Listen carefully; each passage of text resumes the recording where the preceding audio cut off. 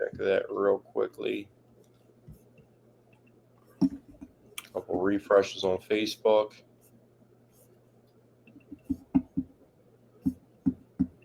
For somebody like me, that's like real tedious and OCD like. I hate having to not just like start the podcast with the new Facebook, whatever they got going on, but it is what it is. And we're live. Dante, do the All right, then, and so with that being said, welcome back to the Paisan Sports podcast presented by Elevation 5280 Sports. Dante DePlacido, joined as always by Zach Deal of What's the Deal Sports. So I've got to ask, what's the deal with all these AI videos? Who's making them? Who's watching them? And why are they all over the place? And what's the deal with skydiving? Why does it cost more than a commercial flight? You're jumping out halfway there. You only get half the flight. Why are we charging so much? And what is the deal with Malik Beasley? What's going on there? Gambling? What's happening? There was a third one. Is that the most meant to do that I thought of before? Oh, and what's the deal with Love Island? Why is everybody watching it? Why are they talking about, can I just enjoy my baseball game without having to hear women behind me talking about Love Island the whole time? What's going on? That was what was actually meant to be the third one. I think just knowing you always tell these stories, and just being around you too, I've noticed that you pay attention to the activity of other people around you. So I feel like that. No, dude, I'm going to tell you what happened during this film. You know that you do that though, and you also. No, I'm going to tell you because here's the thing. I'm going to tell you exactly what happened. So I was at one of the games against the Mets, and Juan Soto, who's out in right field, the fans behind him kept heckling him. They kept yelling out at him, and I was at the game with my cousin. We were trying to hear what they were yelling at Juan Soto, but we couldn't hear it because the girls behind us they just wouldn't shut up about Love Island. They were talking very loudly. We couldn't hear anything they were yelling at Juan Soto. They were just like, "Oh my God, did you see the new bombshell in the new episode? Yeah, she's just like not giving." It was extremely annoying. So it was impossible to not notice. Do you watch Love Island? No. I if you asked me what's the premise of that show, I honestly couldn't tell you. I know the premise of Temptation Island because of all the clips. I would say that one guy Montoya or whatever his name was. But nowadays, like anything just gets spoiled or ruined on the internet. So I feel like you can see anything. I personally don't have the time. With the time that I dedicate being able to sit down and watch certain things, or even on the go, like if I'm at a certain spot and just, having the Xfinity Stream app on my phone or the ESPN app, the only times that I had the opportunity to sit down and watch a video or watch like a TV or something like that usually is sports. So I don't really have any free time to watch any reality TV shows or anything like that. And they don't really pique my interest. So that's why I don't do that. If I have nothing to watch, I keep going back to watching the Wrexham documentary, but I'll watch bits and pieces of it because usually if I sit down to watch TV, it's a show that's airing and I need to catch the new episode. But if I have free time and I'm caught up on all my stuff, I'll watch the Wrexham documentary.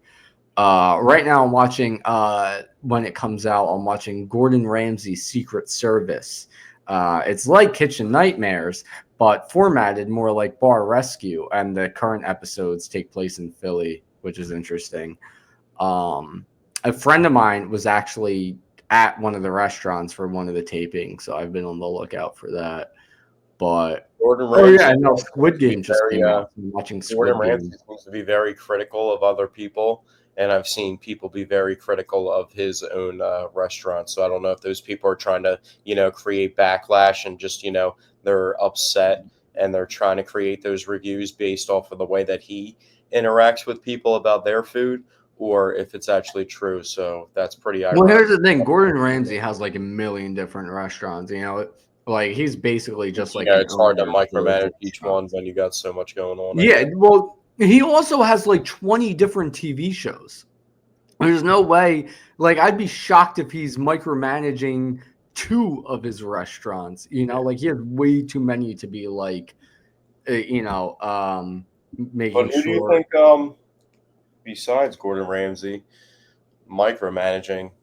I mean, who do you think's micromanaging these NBA players? Or it seems like it's an NBA No trend. one Other is. sports that is there another other sports that it's really a trend? NFL. I mean, I guess the Eagles had a player that got in trouble for it.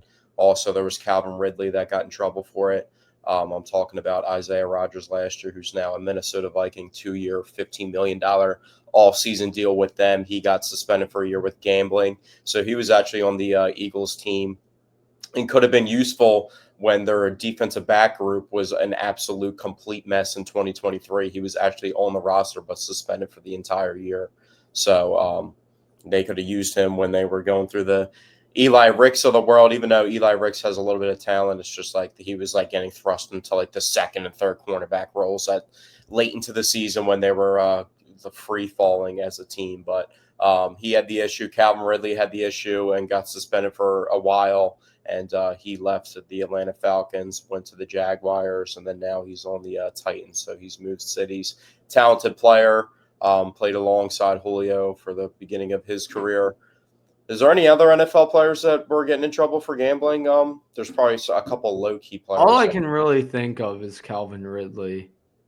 I know there's probably a couple low key players, and then we had what? It Well, was Shohei Ohtani in It was baseball. Michael Porter Jr.'s one of Michael Porter Jr.'s brothers, right? Jonte Porter on the Oh yeah. That's right. Jonte Porter. He was literally missing shots on purpose. There was a UFC coach a couple years back that was pretty decorated. I'm forgetting his name off the top of my head. Um, he was running like a gambling organization. He was telling like about fighters' injuries before fights and stuff, and there was odd betting lines. He was running a Oh wow. Discord with the bets for it, and he was like a coach telling about injuries to fighters that he coached or other injuries that he found out about. So that got shut down. So it happened in UFC. So I pay attention to four sports, like I said before, and follow them heavy: MLB, UFC, NBA, and NFL. And those, so we have two examples for the NFL off the top of my head. MLB, we obviously had the best player in baseball. That just had it. Didn't they just put out a report at the beginning of the week? I'm pretty sure I got an ESPN. You know how like you follow teams like the Phillies and you get their updates and stuff, but they had the natural, like not the natural, isn't the correct word. They had just like the breaking news reports of just like overall sports news. I think they said something about Shohei's interpreter was like going to jail or just got brought to jail or something about a trial for him. So I think he's finally getting trouble for that. Who else, baseball wise, was? I mean, baseball's huge on steroid use. Obviously, it's probably the most besides that, and MMA of it, and NFL. I guess I would say of all the sports, you don't really see it in the NBA, like steroid use or anything like that, too often. People getting suspended for it, but MLB, I guess Shohei, the best player in the sport, counts for like five people as a scandal. You know what I mean? Because it's literally the most popular and best player in the sport. Um, NHL, I don't follow the NHL enough. I would have to look into that and do like research to actually figure out if there was any betting scandals going on with the NHL. Yeah, NBA. So now we got Malik Beasley, who actually had a really good season too. He had like I think like 300 3-pointers for the Detroit Pistons. He was actually a big reason why they were good as a guy off the bench, and I think that kind of covers the gambling thing, and we can kind of pivot into the Sixers talk because they just added a huge guy in the draft with the third overall pick. But a role and a guy like I just talked about, Malik Beasley, what he did for the Pistons last year as a six man, that's what I hope, honestly, the Sixers could do with Jared McCain. And I hope with the talent that they just add to the roster that they don't just throw out the five best players on the court. I mean, I think you threw out a lineup when we were like hypothetically talking about who might be on the team. I forget which acquisition we were talking about like a few podcasts ago. It might have been last podcast, but I said you can't just throw out the five best players on the court. It's not going to work like that. And we kind of argued about it a little bit. But what are your thoughts off real quickly before we get into the draft? Now with the addition, we're not going to mention his name until we get into it, but now with the talent on this roster of a third overall pick talent, you still have Joel Embiid and Paul George when they're healthy, Jared McCain and Tyrese Maxey. How would you manage it? Like, I know your thoughts before, like we just said, that you like to throw out the five best players on the court, but for your bench unit, what do you think their bench unit could look like now? Would you take one of the, you're not going to take Tyrese Maxey off the bench, but for a second-year player like Jared McCain, who's actually only played a handful of games. He's only played 20 games in the NBA, so it's not like he's played a whole season. I mean, he got hurt relatively early into his career and had a lot of success early and was the Rookie of the Year candidate. But in leader, 23 games total. So, I mean, we're talking about a guy that's played average 25 minutes in 23 games. He's still getting acclimated to the NBA, and at that young of an age, a one and done in college. Would you consider taking Jared McCain and bringing him off the bench? That also helps you split up the size issues with Tyrese Maxey and him being together in the same backcourt all the time, because obviously they're going to play like my envision of him coming off the bench. He comes off the bench and starts off the bench, like as in he comes off the bench originally, but as the game goes later into it, you're going to have Tyrese Maxey and Jared McCain on the floor together. The way I would do it, I want PG at the 3. I think I want it. Real quickly, I also want to cut you off real quickly. Just a side note. We're going to talk about the draft. We're not going to mention his name until we bring him up. But the guy that they did draft with the third overall pick isn't like Maxey and McCain, as like if people are getting confused about that. He's just an entirely different player. He's actually he's more Paul like George. He's not like Paul George, but he's closer to Paul George because he's more of a wing, a 2 and a 3 than he is like anything to a 1 or a ball handler. So yeah, but what I was gonna say is I kind of want PG at the 3 because I want Yabusele at the 4, who I saw on social media. I think it was yesterday. I know exactly where you're going with this, and I have a counter to it, but go on. Anyway, somebody knows Gershon Yabusele bought a new place in Philly, so it seems like he's sticking around. So I would want. I mean, that's one way to look at it, but you also got to think. I mean, if another team offers him more money in free agency, he could just like this area of Philadelphia. He may not be playing in the NBA for that much longer. Who knows that? Even though we're talking about next season. We're talking about. I know. But I'm saying DeAndre Swift used to live 5 minutes away from me in Clarksboro. In these townhomes, and obviously he was just renting it and was on the Eagles. Yeah, but that's different from purchasing a you might like the home. I mean, the NBA money's good. Like the NBA money, he could go command. Well, hold on, because we're getting sidetracked. To answer your question, I would want Yabusele at the 4. PG at the. Well, the only thing I'm the only thing I'm holding you up on is you're talking about a player hypothetically that. Yeah, let me get through it. Let me get through it. This is the starting 5 I want. I'll get into what we have secured right now, but the starting 5 I want Yabusele at the 4. I want PG at the 3. Edgecombe at the 2, Maxey at the 1. Now, if we want to get in, and then off the bench, you'll have Jared McCain, Kyle Lowry, hopefully Quentin Grimes, Adam Bona, etc. But with what we have right now, we're working with right now, you could do a starting 5 that features Maxey, either Grimes or McCain, with either one of them coming off the bench. So either one. So like Maxey, McCain, Edgecombe, PG, Embiid, or Maxey, Grimes, Edgecombe, PG, Embiid. But ideally, I've been talking a lot on this podcast about how I think the Sixers are lacking in size. So that's why I would want a bigger lineup if we can keep Yabusele in here. and then that way your shooting guard 6'5" who can rebound for a two guard. He averaged like 5.5 rebounds in college. Your small forward, not sort of like an average rebounder, maybe a little below average for his height at 6'8", but you got a 6'8" small forward. Then you have a rebounding power forward and Embiid, and then you can just have Maxey run the show on offense, essentially from the point guard position. So that's what I would like as far as starting lineups go. The Sixers had some news yesterday. A guy that I didn't hear you mention his name. I know you're not the biggest on him. You might have just forgot about him. He's not like the most impactful player. He's somebody that I'm pretty high on, but the Sixers announced that they're signing Justin Edwards to a 3-year deal. Oh yeah, I did see it. And I like Justin Edwards. I just don't really He's a really consider solid him player. as He's my young. starting He lineup. was the like 2 years ago. He was a third overall high school recruit in his class, and then he went undrafted after a bad college season. He's still 20, 21 years old. Let's look exactly how young he is, because he's not a guy that outside of the Sixers diehard fans that gets mentioned in other circles. Did you see what Jeff Teague said? No. You didn't see what Jeff Teague said? Like, Jeff Teague kind of goes viral for like NBA clips online because he kind of says a lot of outlandish stuff and talks about a lot of stories.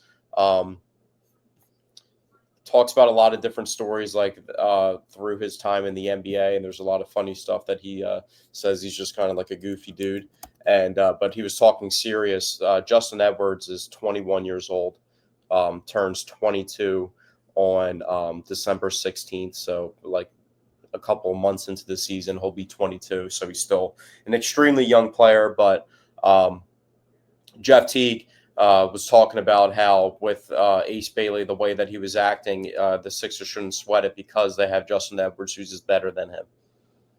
Which I like Justin Edwards, but I think that's a pretty far-fetched statement.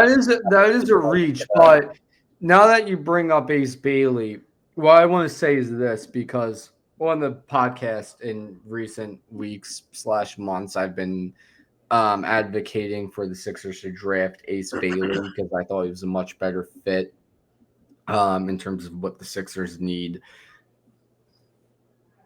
Once draft day rolled around, I flipped completely, and I haven't had the chance to talk about it on the podcast yet. But Ace Bailey, he's like the Shedeur Sanders of the NBA, Like, he's refusing to work out for certain teams. He's saying he doesn't want to play for other certain teams. Like, he was trying to dictate where he was going to play basketball. And that kind of person, that like diva type player, that's the last thing the 76ers need right now. Even if he's a better fit for what they need on the court, that's like the last type of player the Sixers need. Well, I think I'm not trying to defend him in any way because he was doing this to numerous teams, but it seems like a couple of the teams that he was doing it to, he knew he wasn't getting drafted by the Spurs. He knew he wasn't obviously going number one to the Mavericks. Well, that's one thing, but he refused to work out for the Sixers. But let me go on. Could have been the team that drafted him. He cut me off and didn't let me keep going with my statement. But the Sixers and the Hornets, the two teams that could have drafted him that he didn't go to and then eventually got drafted after them, the Sixers and the Hornets might be like the two known just death spots to go to as organizations in the NBA. So I feel like, the Jazz aren't that much better, but the Jazz, like, they're generally, when they get a player that has talent, usually they mold players that aren't like top lottery picks into a lot of talent, and don't get their hands on like a top level talent like this potentially is. So hopefully the Sixers just don't regret passing on the ceiling of Ace Bailey, because if he ends up turning into the player that he could turn into at his best points, then he could potentially be the best player overall in this draft, and that's what's scary. But like you said, it makes a lot of sense that the Sixers wouldn't draft him just for the way that he's acting. So the one thing I will say, I'm just like, Con Knipple, you remember when we first talked about, before we even had the lottery pick and knew where it was going, when the lottery was coming up, the lottery selection was coming up, and I was telling you like there's a lot of good players in this draft besides besides Cooper Flag, and one of them is his teammate Con Knipple. And I was telling you about how good he was to the point where this dude ended up getting drafted 4th overall. You know what I mean? Like if this dude was athletic, if this dude had the same athleticism as Cooper Flag, he would literally be the number 1 overall pick. That's how good of like a catch and shoot, like as just a literal skillful basketball player. He's one of the best players. He's up there in the tier with Harper, Cooper Flag, and Ace Bailey, as in like being that good of a player, and VJ Edgecombe. But the one thing I will say is, like I was talking about, there's other guys in the draft that are good. For the Sixers, I'm just happy that like they didn't draft Ace Bailey and they went with a guy that has like a very similar pedigree with VJ Edgecombe, who was like the next like 3rd or 4th overall high school recruit that was seen as a top lottery pick the entire time as well. I'm just happy they didn't just go and reach for like Common Malawach, you know what I mean, or do something stupid like that. Not saying that he's not a good player and that it wasn't good value for the Suns to get him at 10, but I'm just happy that they didn't go out and just like, oh, we're overthinking it with this player and we're just going to reach at this thing because like, oh, we want like a big scoring forward that's 6'7". We don't like Ace Bailey, so we're going to draft like the 14th ranked prospect this high, or move a couple spots back to draft this guy and overdraft him. You know what I mean? I'm happy. Yeah, I get what you're saying. What I was going to get to, talking about, passing on Ace Bailey and how big of a diva he seems to be. What I was going to say next was they've gone out and drafted, in my opinion, the exact opposite, which is exactly what I think this basketball team needs. VJ Edgecombe, like personality-wise, mentality-wise, hunger-wise, competitiveness-wise, like he seems like an Ant Edwards type, a Jimmy Butler type, almost like maybe like a Kobe or MJ type. Not obviously not in terms of there was a lot of clamorings about Ant Edwards when he was coming into the draft because he used to play football and people thought that he wasn't dedicated to basketball because he was like, oh yeah, I remember that. Yeah, no, he's like guys like Edgecombe, Ant Edwards, Jimmy Butler. They're what the NBA needs. Like I don't know. The NBA I don't really know lacks those kinds of players these days in terms of where do you get that drive, competitiveness. Where do you make that comparison to Jimmy Butler and his personality types? Like, where do you make those comparisons to VJ Edgecombe? Because I don't really see that. I think he's just a very very in your face competitive type of guy, from what I can tell. Like for one instance, he gets drafted on draft night. Next morning, he's at the Sixers training facility, working out, getting shots up, getting in reps. I mean, there's a lot of people that do that too, but I respect. There is a lot of people, but it's not like that's all he did. Like it's just it wasn't. The one thing I will say, it wasn't like it wasn't just like a tripod for Instagram. You know what I mean? Like he was actually getting work. He was out there getting work in, and while doing it, he was funny because competitive, getting in people's faces, trash talking, hitting shots on them. Like that's the kind of guy the Sixers need, and like it's evident in other sports too. When you have somebody who's just a psycho, who's competitive, like if you look at football, for example, and you look at Jalen Hurts, that's the kind of guy you want, not to necessarily say leading your team, because obviously Edgecombe isn't going to come in and be the leader of this team, but that's the kind of guy you want in the locker room who's going to be making a big impact on the court.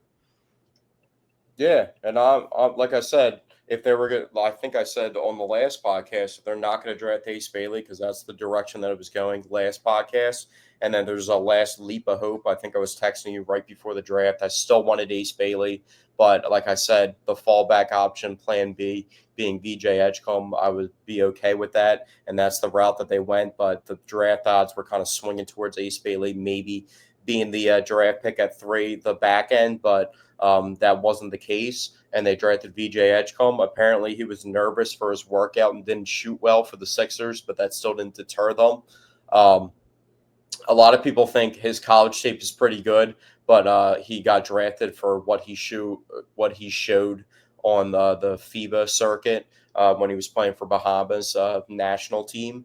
And some of that's obviously a different role that he's playing in the college game and the international game, and what he has to do for his country as the talent that he is to what he has to do for his college team. So I think he's just a versatile player that's like a chameleon that could fit into a bunch of different roles. He's not a ball handler. That's the thing that scares me is like with a top 3 pick, I love his traits as a defender and as a wing. He's a little bit undersized to be a 3. He's a really good size for a 2.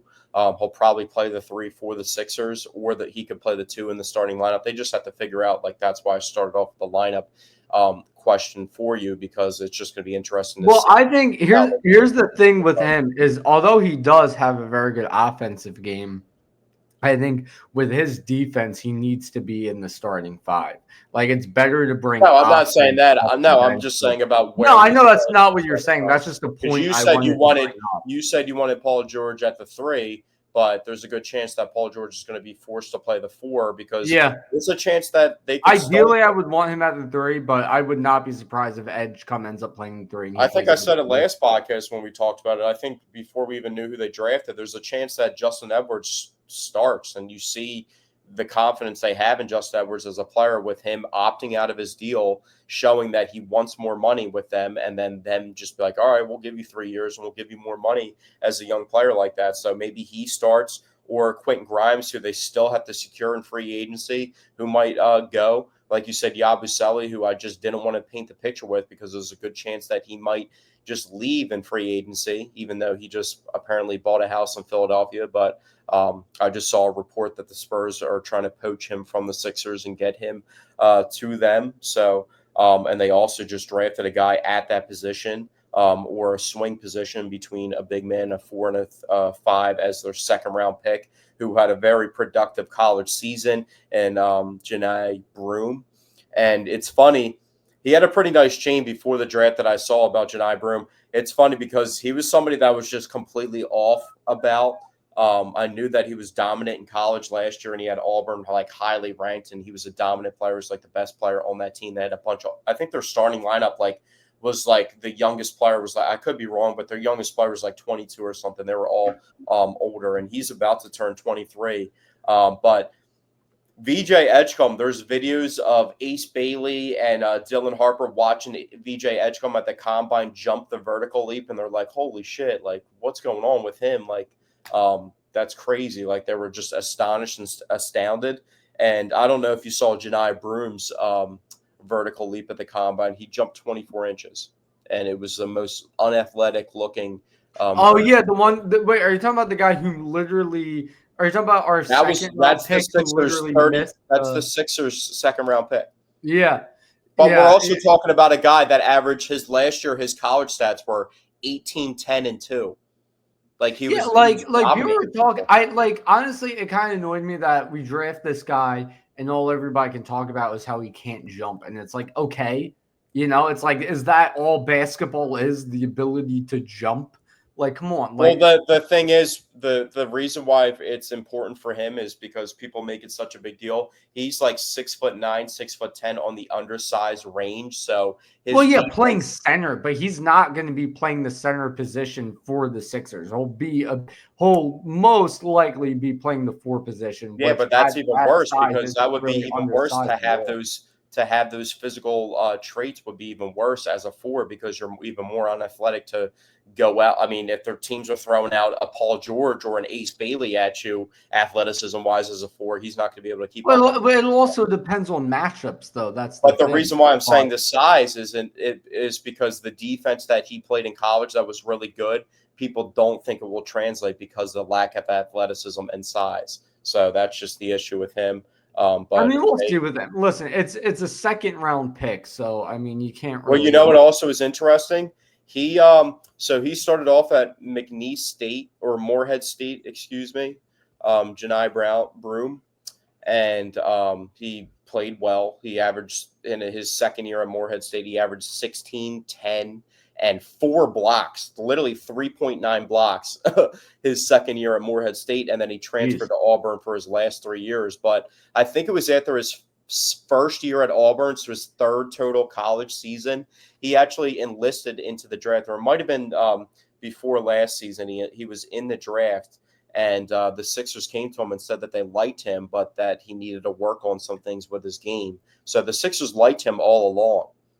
They have liked him for years, told him what he needed to work on with his game, and obviously they saw what they liked and were willing to pick him. I thought this was a really good chance at 35 that they were just going to trade this pick as an asset to another team that was just going to get desperate to come up and move for a player that they liked and they were going to build for the future. But it looks like they were targeting a player that might be able to help them possibly right away, not obviously in a big role, but somebody that they could feel comfortable about being one of their four big men on their roster that could actually back up Joel Embiid with Adeem Bona, and also the news with Andre Drummond. Yeah, I was about to mention. I was about to say. I forgot to mention that Andre He Drummond opted has into his opted player into his option. player option. So yeah. So I like Bona and Drummond off the bench. I do, and now hopefully this guy pans out a bit.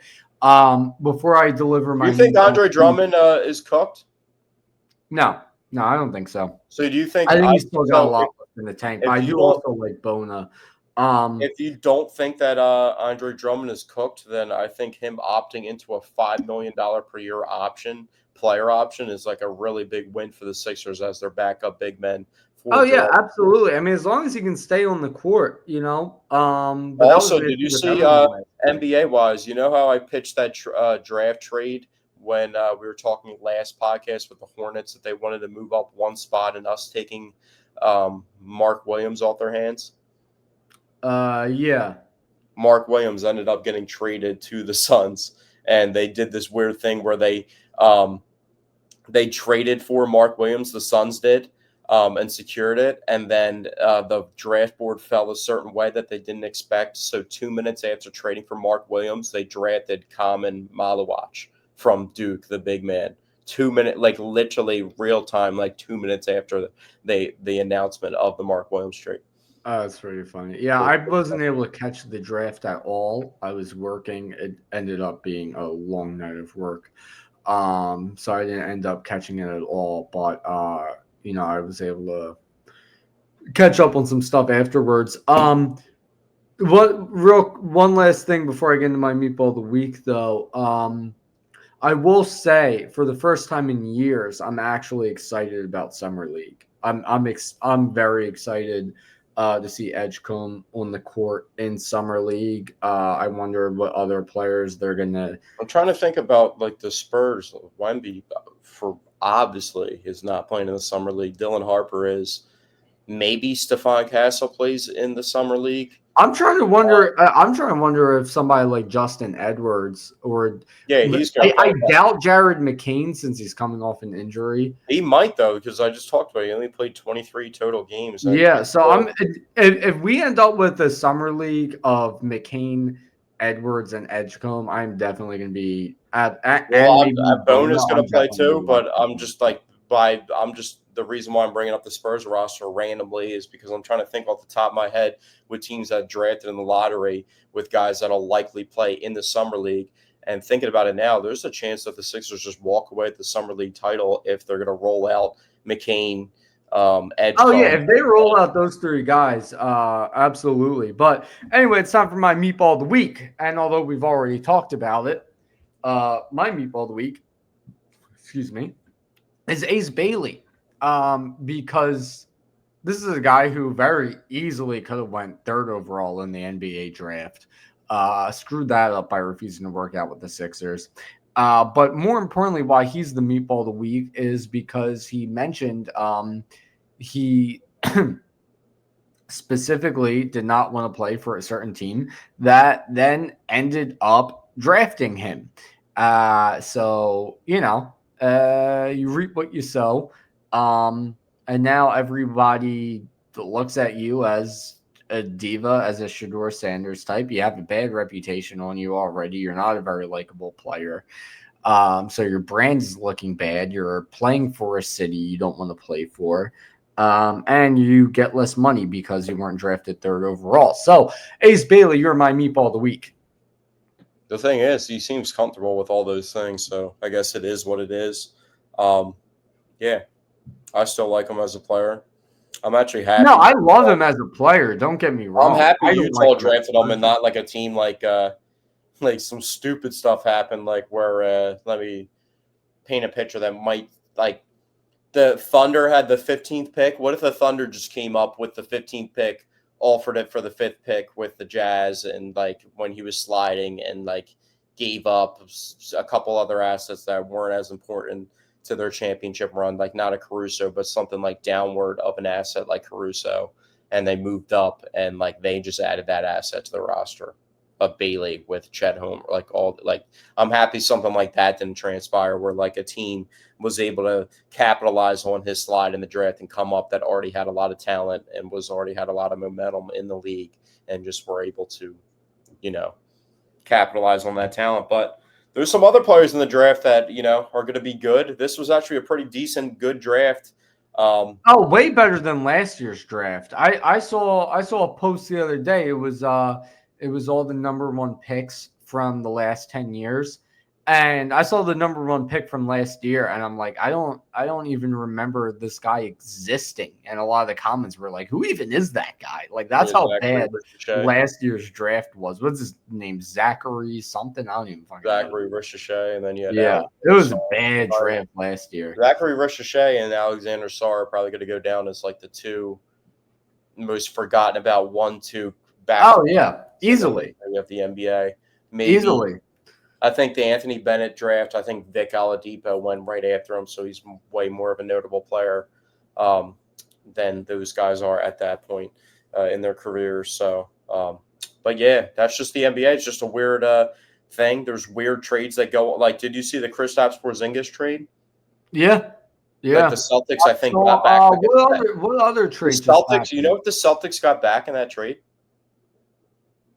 I forget, but I they literally all they got back for trading Kristaps Porzingis was George Niang and a second-round pick.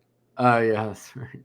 Yeah, that just shows you like the salary dumping in the NBA and all the contracts. I don't know what the Celtics are doing right now, dude. It almost looks like they're just because they also traded Drew Holiday. But they got Anthony Simons back, which I think Drew Holiday's a more impactful winning player, but they got at least back a 23-year-old's 20-point per game scorer, you know what I mean? But like for Kristaps, like you couldn't get back like there's a couple like decent George Niang is no return for Kristaps Porzingis. That's just like how DeAndre Hunter got traded to the Cavs last year. Like if he was still on the Hawks roster at this point in time, like you could justify trading DeAndre Hunter for Kristaps and like, you know what I mean? That would be a decent trade. But like George Niang and a second-round pick just to get off the salary is just – that's why I'm happy the Sixers ended up staying put with Paul George and didn't draft him. Paul George also pivoted real heavy. Paul George is kind of just a crazy dude, honestly. Like his mentality is just crazy because he pivoted so heavy. Did you see the negative stuff he was saying about Ace Bailey right before the draft was happening? Like a week before, he was saying that he thought he was the best player in the draft and all this, that, the other. And then right before the draft happened, he's saying that you can't be demanded to go to teams. Like, and like obviously that's justified to say, but and he just like completely pivoted. It does sound funny coming out of the mouth of Paul George, who's been passed around. I think I saw something last NBA talk, and then we'll move on. We have free agency. We can dive. There's not really any gigantic free agents out there, and so there's not really too much. I'm not even thinking about Sixers. I don't think this doesn't feel like a year where it's like Sixers need to go out and get somebody in free agency. If they can go out and get like a power forward, it's more so. We're in the situation now where we have the talent locked up. It's about retaining the guys. Yeah, exactly. Like it's not. They're gonna have to figure out Yabusele, what they want to do with him. Drummond already made, and Drummond could just be opting in to get maybe traded somewhere for like a second-round pick or something, or who knows what they're gonna do with him. But they still have to figure out what they're gonna do with Kelly Oubre too. I feel like he's still under contract. But I forgot to even mention Kelly Oubre. That's the thing. This is a team that's loaded with talent, but it's all like they have so much talent to the point where if they lose Oubre, if they And lose, then also, wait. Actually, this is the last topic, and then we're moving on because I forgot to even bring this up. This should have been the what's the deal? Because what's the deal with VJ Edgecombe wearing number 77? Because, first of all, what is Kyle Lowry still doing on the roster? He's like 40 years old. Why is he still on the team?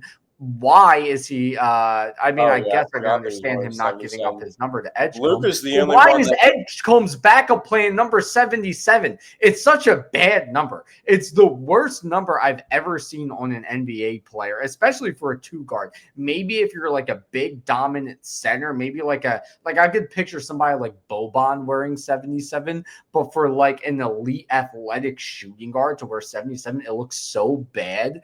I feel like a lot once of the young guys justify it by saying it's like the double number. That's it's stupid. It's I hate stupid. that. I'm Luke is hoping the only once person that can pull Lowry off. finally retires, Edgecombe switches back to number 7, and then the 77 Edgecombe jersey can kind of be like the Jalen Hurts number 2 jersey. You know what I mean? Where it's like if you have that jersey, you've been a fan of him since day one. But 77 is such a bad number. That should have been the what's the deal, That just sparked honestly. me to think. We also forgot about a topic that we got to squeeze in real quickly because I told you I want to talk about it. But imagine if you were a Lakers random rotational 15th guy on the roster last year before the trade deadline, before the Luka trade happened, and they just gave you number 77 for no reason. And Luka gets traded there, and you just catch $1 million bag off of Luka for him to take the number off your hands because you just got to sign the number and like you Oh yeah. triple your contract. Like imagine like Yeah. the fate of that happening. That'd be so classic. But last NBA topic, I know we talked about a lot, but I mean this is like primetime NBA. Speaking of primetime NBA, I mean we had NBA Finals Game 7 last Sunday. It's been a week since that happened. Obviously, the Oklahoma City Thunder won the championship. We've had the NBA draft on Wednesday and Thursday. It's now 2 days. I'm not sure how you feel about the 2 days. I kind of like it because it gives the your franchise and owners more time to negotiate trades between the rounds and stuff like that. So I kind of like it because I feel like it gives more leverage to the owners to make moves happen and just more time. But it might be unnecessary. Not too many people are tuning into the live coverage of the second round unless they had like a player from their favorite school or someone they know getting drafted, something like that, or they're just a diehard fan. But on top of that, we also have NBA free agency negotiating period happening on tomorrow at 6 p.m. Eastern time. So within like an 8 to 9 day period of time, we have the NBA Finals wrapping up, the NBA draft, and the NBA free agency period of negotiation windows opening within that time span, that timeline. Do you think that's overwhelming and a lot for these teams and these owners and GMs to try and prepare for and just get everything in there, especially if you're one of the teams that are playing in the finals that late into the season, then you have to make that quick of a turnaround? Or do you think that it's just, it's not that big of a deal that I'm getting I think screwed? about it like this. It's like the NBA is the shortest off season by far, like compare it to like the NFL, right? So NBA season ends in late June and then training camp starts in what, September? So you really only have like in terms of full months off, you really only have like July and August. I could be wrong. Maybe training camp starts in October, but July, Yeah, the August, games September. start in October. Was that? The games start like third week of October. Yeah. Preseason starts in Yeah. October. Preseason starts like early October. So yeah, training camps in September. So you really the only 2 full months you have off in the NBA are just July and August. It's a very short off season. So I don't really have any problem with them cramming everything in. And then it kind of and that way it kind of like keeps things going a bit. It's like you have playoff start. In that time, you have draft lottery, then finals ends, then you have NBA draft, then right after that, you have free agency. So it's like boom, boom, boom, boom, and then by the time that's all done, then you have like NFL preseason. So it's like you don't really like as like just a sports fan, You don't really have like a break in the action, and then you still have like baseball sprinkled in throughout. So I mean, I don't like as a fan, I don't mind at all. I think the 2 rounds in the draft is dumb from a fan's perspective, like watching on TV. Maybe like Yeah, for the unless you're a GMs, it diehard, it's makes dumb. But like sense. I said, you see where If you're a fan watching the draft, like after the first like 5 picks, it's like not even as fun to watch anymore. Um, I don't it's know not if they like try and do it off like the premise of the mindset being where the NFL and the NBA draft are the two most popular drafts with at times maybe the NBA draft could even eclipse the interest of the NFL draft for a specific year depending on like like what assets certain teams have and like the way that the board's set up and then just the craziness of the NBA just with less players.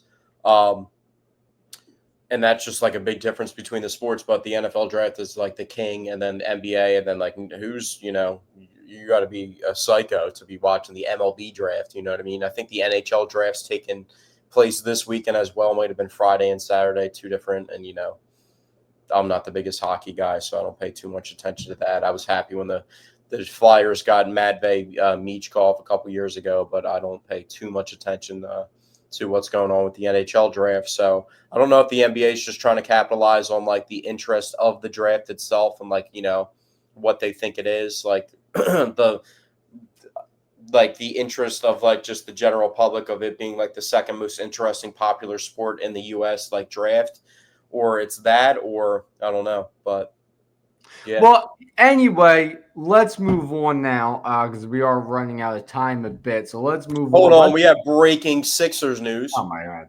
Breaking news. I mean, we have a lot of Sixers news this coming up. this better be big breaking news. It What is a guy that happened? we just talked about, who we did it. I just talked about his future. We didn't know what it is, and Kelly Oubre is picking up his player option for $8.4 million. So the Sixers are rounding out. Let's see real quickly. I put a bet in on the Sixers right before the draft because they had the third overall pick, and it looked like they weren't trading Paul George or Joel Embiid. I put a bet in on them and this is also depicted off Tyrese Halliburton and Jason Tatum and Damian Lillard all having torn Achilles. But I put a bet in for the Sixers to win the finals, and the cash Really? out was at $13. I put a $25 bet in plus 3,400 for them to win the championship to win 875. And the cash out yesterday or this morning actually was $13. So it was down. And then after the moves they made today, it has regenerated itself back to evenly to $25. Mm. I currently still have a bet out on Kyle Schwarber MVP, looking to just get a cash out on that. But you know what? Since we've just re-signed Kelly Oubre, do you remember back when we were live on the podcast when Trey Turner signed with the Phillies and how we got my cousin Vinny on the line? I believe so, yeah.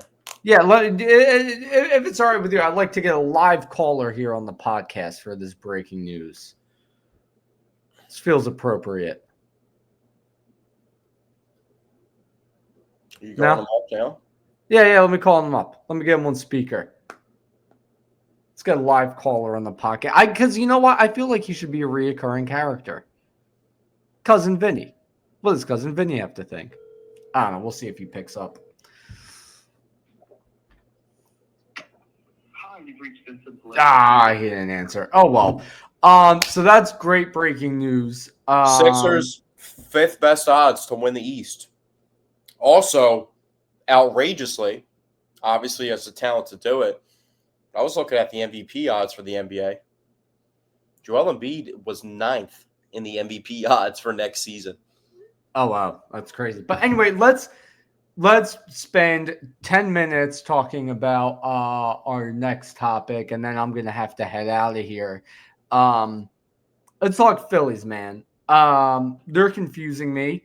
First of all, they almost got shut out for an entire series. They came very close to it. I'm really glad they didn't because that's just bad.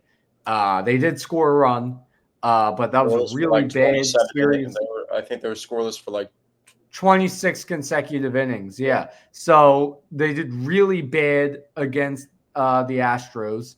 And then the offense exploded Friday night. 13 runs. They had what 3 homers in that one inning, and then last night, bad yet again. So what the hell is going on here? Yeah, the Friday night game was actually kind of weird because the rain delay that they didn't see coming for some reason that just got announced like 5 minutes before the first pitch was supposed to happen, and then it spanned for like 2 to 3 hours to the point where the first pitch happened at 9:30 or like 9:35, and Mick Abel was supposed to start and then didn't, and then they went with like a bullpen game, and then the pitcher, I think it was Bryce Elder for the Braves, ended up starting, and he was the original starter, and he might have got iced out, and that's when the Phillies offense exploded on him during that rain delay period. So I don't know if he got Oh yeah, iced that out. game started late. Yeah, I forgot So about that was like that. a witty move by Rob Thompson, who Yeah. I feel like I'm pretty critical of Rob Thompson at times, but that seemed like a pretty witty move for him to make, and it ended up working out. Um, it's funny. I wrote these topics down for this podcast. I didn't know exactly what we were going to do it this week. And I wrote down one of my first Phillies topics. I wrote down, does Otto Kemp have big league power? And then that got answered the other Oh day. yeah, So I thought that was pretty that was funny. pretty cool. I got to I think it watch was a his first 400-foot game home run, live. wasn't it? What's that? I think it was a 400-foot home run for his first career home run, Was wasn't it? it? Like 405, I believe, or something like that. Let me check that. I know the Castellanos homer went 445 feet. That was a bomb. The But they have an Schwarber issue. one. It seems like they just have an overall general power issue compared to some of the other teams in the league. Oh I yeah, mean, I mean it took they us move this the long. bases. They have some of the best base to base hitters in the league, and Castellanos, Bohm, and Turner, who can just hit guys through. And obviously, those guys with Bryce out of the lineup, even with Bryce in the lineup, they're the guys that are going to be batting 1 through 5, 1 through 6. Bohm was all the way buried in the order earlier this year, but during his slump, but since he's came back to his form, he's batting higher up in the batting order. So they're going to continue to do what they do. But just without Bryce Harper in the lineup, outside of Kyle Schwarber, they just don't have a consistent power threat at all. And it's just like a reoccurring theme that we always bring this up because it seems like the ideal piece for a bat at the trade deadline is always like a power hitter, but it's just such like a risky move to actually go out and get like a guy that can go at this point in the season. I mean, we're midway through. We're literally at like the 82 to 83 game mark, and it's just risky to go out and trade assets for a power hitter that might just And you end know, up it really never having a works launch year. out for the Phillies. I mean, look at when they went out and got Austin Hayes at the deadline. He just I came think here and Austin played Hayes is like a terrible, and top. now he's hitting well.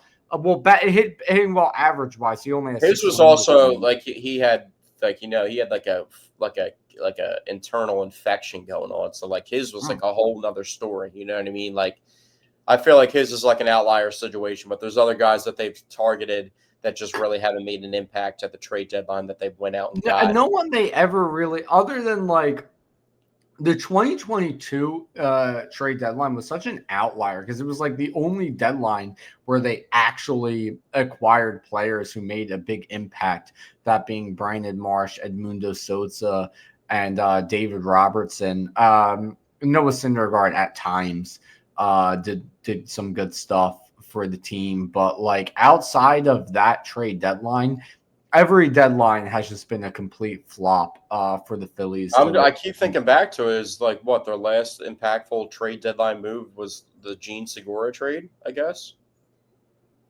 Was that at the deadline? No, I don't think so. No, That no. might have been before this. Segura left after the season 2022. And No, here's the thing. I'm saying when they acquired him and what he did for the Phillies. Did they Oh, no, I think that was before the season. Yeah. But the one thing, and talking about the Phillies' lack of power, I think this is why Kyle Schwarber they have to re-sign him, because if Kyle Schwarber walks, they don't have a big power threat in the lineup anymore, and they don't have that waiting in the minor leagues right now. None of the top prospects are like legit power hitters. You know, you have like you look at the top guys, like position players we have in the minors. You talk about like Justin Crawford or Aiden Miller. Like, well, obviously Justin Crawford's not a power hitter, but even Aiden Miller as a third baseman, he's not like a power hitting third baseman. He's more of like a contact hitter sort of. So if you lose Schwarber, I mean, you don't have like a big power threat anymore, unless like Harper can get his power back. But I'm not even still, talking like, about you it in need that more sense. than I'm that. talking about it more so just building around the only power source that they No, have. yeah, I know what you're talking about right now. I'm just adding to that by saying like they can't let Well, Schwarber yeah, you're go. like talking about it on like the opposite side of the spectrum of like it's escalating into an even bigger issue if they don't Oh reset. yeah, absolutely, absolutely, yeah. But also, Um, I feel like the power thing is like a an issue that is relevant to bring up because you think about the last time that they made it to the World Series in 2022, and the power is what got them to the World yeah, Series, and all the big moments were produced by gigantic home run moments by yeah. Bryce Harper, by Reese Hoskins, By and Schwarber, Castellanos, because we haven't dealt with. I was thinking about it the other day when I put that topic down, and I'm just thinking to myself, if Bryce isn't out there right now, they haven't had to deal with that, and God forbid, they haven't had to deal with the situation where Bryce is hurt for an extensive period of time in the playoffs. If he got hurt in the playoffs, they would be so. Oh yeah, no, they're done if they don't have Harper in the playoffs. But this is a team that they need to make something happen, and they need to make something happen fast. Whether it's, I personally think they should call up Justin Crawford, um, run an outfield depending on how he can perform in the big leagues. I think the outfield should transition over to Crawford and Kemp in the outfield as your starters. Although I don't Mark, know. I I felt mean, like I feel like Kemp's a pretty good first baseman, honestly, he defensively. is. But once Harper gets back, I mean, he's going to I know play it's first just something base. I noticed because there was that play I think yesterday that Bone made that was a really good play for Bone to make. Who's like ranging towards um, the dugout on the third base side and threw it across his body to get that runner out, and the pick that Kemp made to catch that ball. But I was just looking up Kyle Schwarber has won All-Star year, played like 10 games of first base. I always just like feel like Kyle Schwarber should just be their first baseman, and then Bryce should just go to the outfield. I feel like that could, and then they Well, could then just who would DH? they could DH is the easiest thing that you can find, in my opinion. To ask somebody that has a good bat to just play DH, that's it. Like that's I feel I like don't that know. I opens mean, up. well, I don't even know how much I would trust Schwarber's defense at first base. I like Harper's defense at first base a I lot. feel like first base Schwarber is kind of gets just a overblown poor about the defender in defense. general. Him at DH makes a lot of sense. I think he's your ideal. I think Kyle Schwarber is your ideal DH.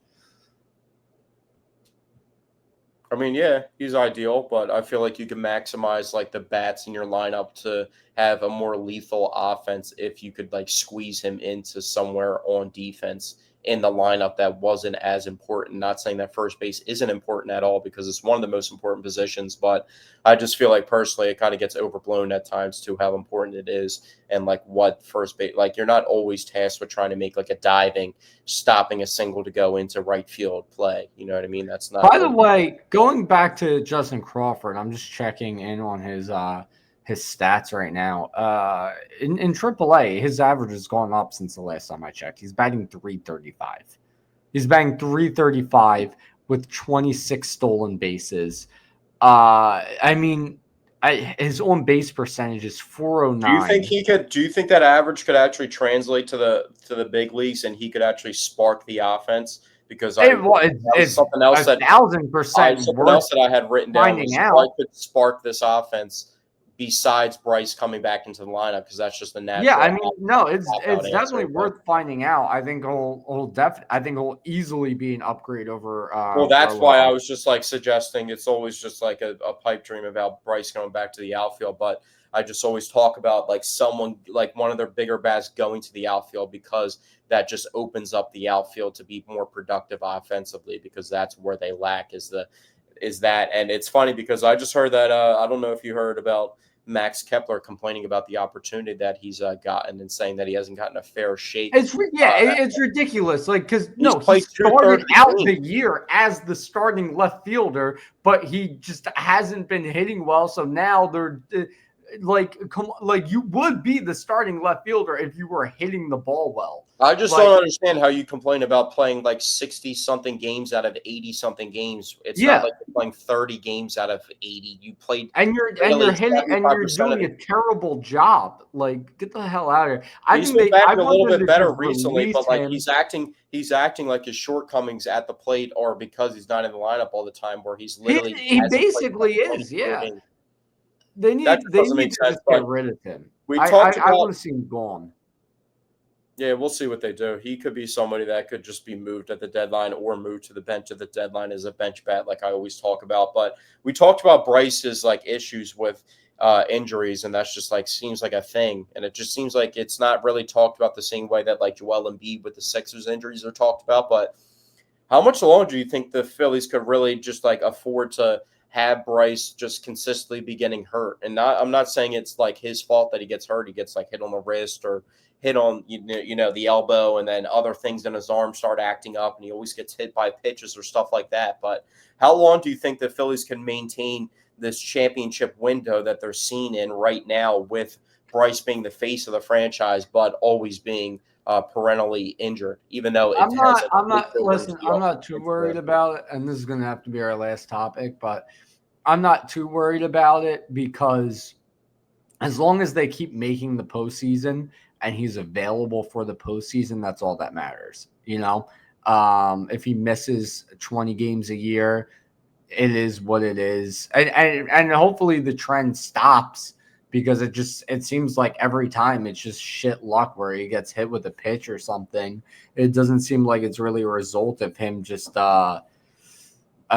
just being injury prone. It just seems like bad luck after bad luck. But I mean, as long as he's available for the postseason, they're able to make the postseason. I'm not too worried about it.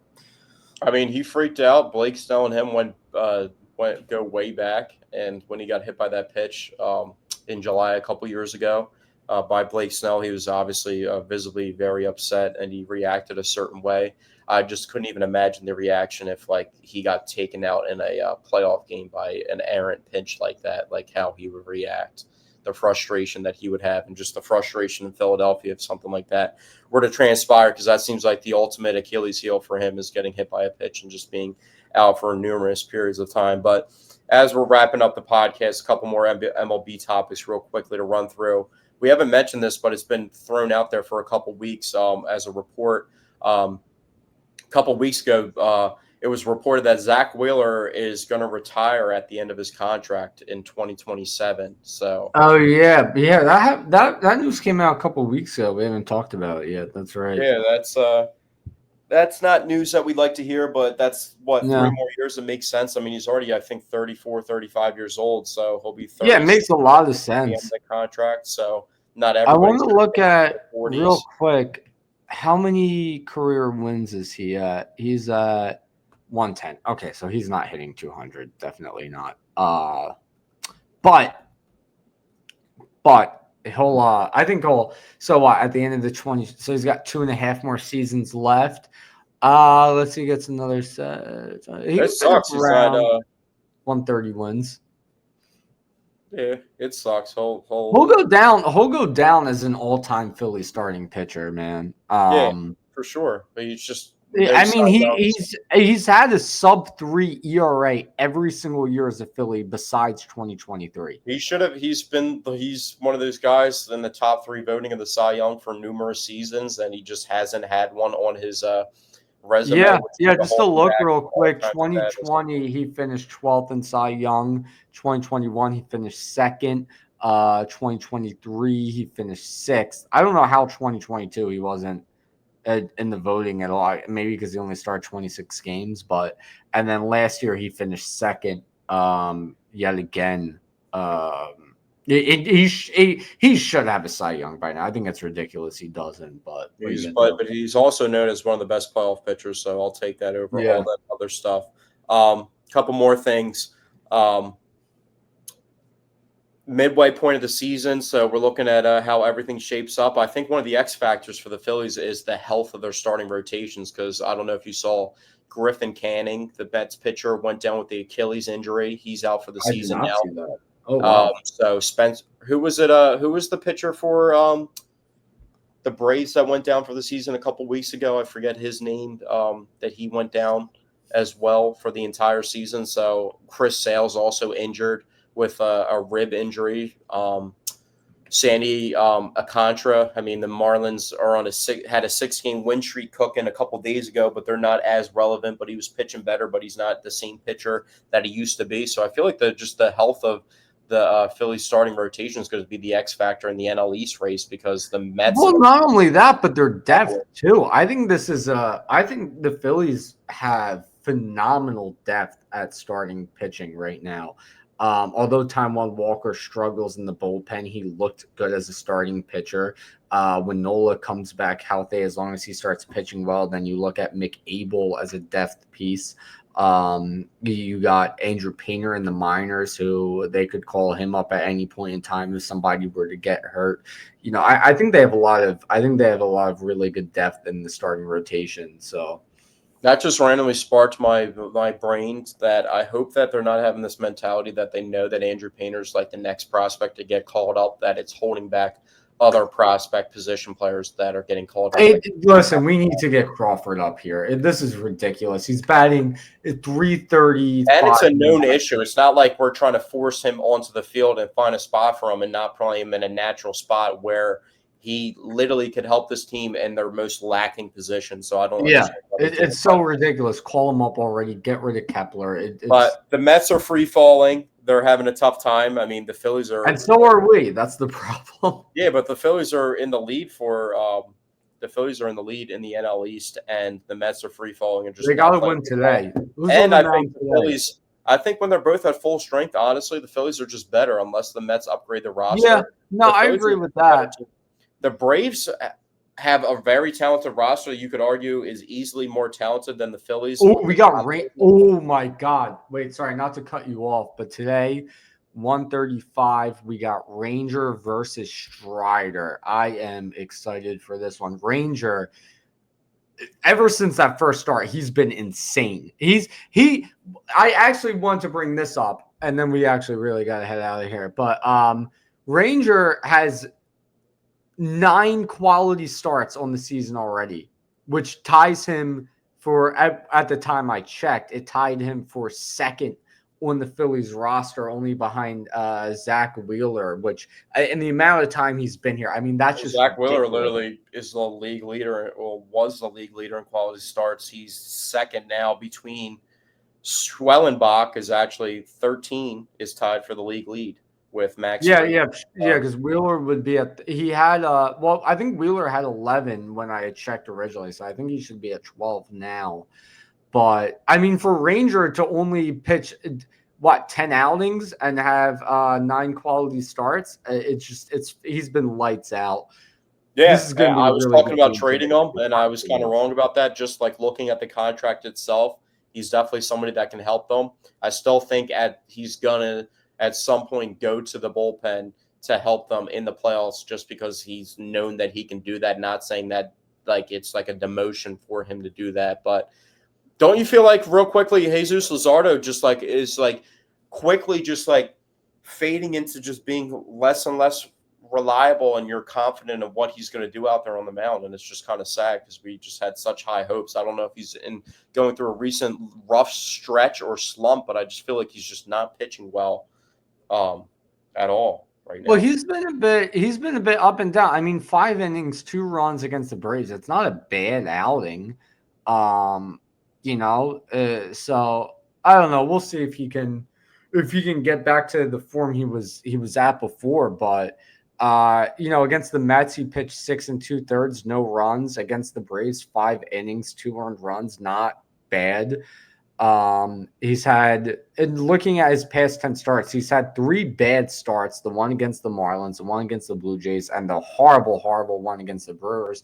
Outside of that, he's been good. So it's just been 3 like bad starts, 1 okay one, and then the rest have been good. So we'll see. It's not good.